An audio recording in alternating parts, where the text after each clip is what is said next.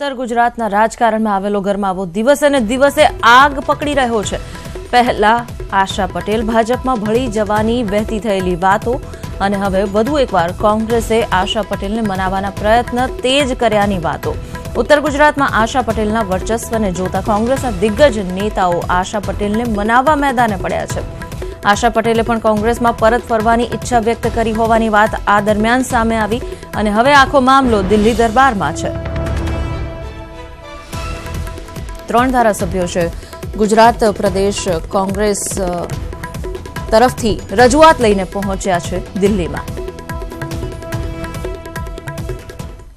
આ તરફ કોંગ્રેસના નેતા અલ્પેશ ઠાકોરે કહ્યું છે કે આશા પટેલને મનાવવાના પૂરા પ્રયત્ન થઈ રહ્યા છે અને તેઓની માંગણી હાઈકમાન્ડને પહોંચાડાશે।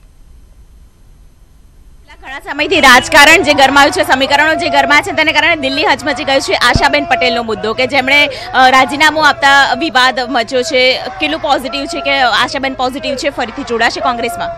નહીં, મુદ્દો એ છે કે એમણે થોડુંક એકવાર પાર્ટીને પહેલાં કહેવાનું હતું અને પછી એમણે આ નિર્ણય કરવાનો હતો, એટલે એમણે કયા કારણસર રાજીનામું આપ્યું છે તો એ પોતે જ વધારે વિસ્તારથી કહી શકે, પરંતુ એમણે રાજીનામું આપ્યું છે અમારા માટે દુર્ભાગ્યપૂર્ણ છે।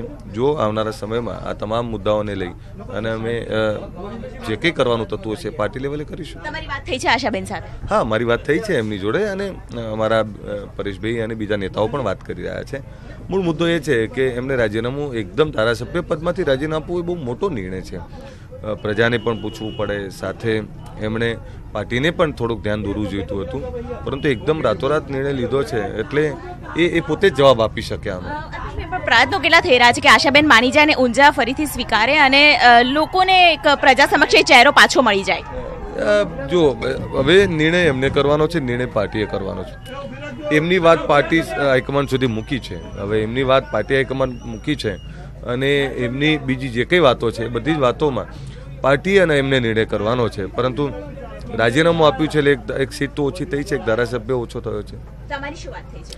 મારે એમ એટલી જ કહ્યું કે તમારી જે કોઈ વાત છે તમારે પાર્ટીનું ધ્યાન દોરવું જોઈતું હતું, એકદમ આટલો મોટો નિર્ણય કરતા પહેલા 100 વાર વિચારી અને નિર્ણય કરાય અને બધાને પૂછીને નિર્ણય કરાય। બદલ તો આપણી સાથે અલ્પેશ ઠાકોર જેમણે આશાબેન પટેલના મુદ્દાઓ પર ખાસ વાતચીત કરી અને આગામી સમયની અંદર આશા પટેલ ફરીથી જોડાશે કે કેમ તે પર પણ હવે પ્રશ્ન ચર્ચાઈ ગયો છે। કેમેરા પર્સન મોંચાલ પર સાથે દીપિકા ખુમાણ, ન્યૂઝ 18 ગુજરાતી, રાજડા ગામ। મહેસાણા કોંગ્રેસમાં ફરી કકળાટ સામે આવ્યો છે। કોંગ્રેસની જો વાત કરીએ, પ્રદેશ મહામંત્રી કીર્તિસિંહ ઝાલાએ આરોપ લગાવ્યો છે કે કોંગ્રેસના કેટલાક નેતાઓ જ કોંગ્રેસને તોડી રહ્યા છે। એટલું જ નહીં, ઝાલાએ આરોપ પણ લગાવ્યો કે લોકસભામાં ભાજપ જીતે તેવા પ્રયાસ ખુદ કોંગ્રેસના નેતાઓ કરી રહ્યા છે।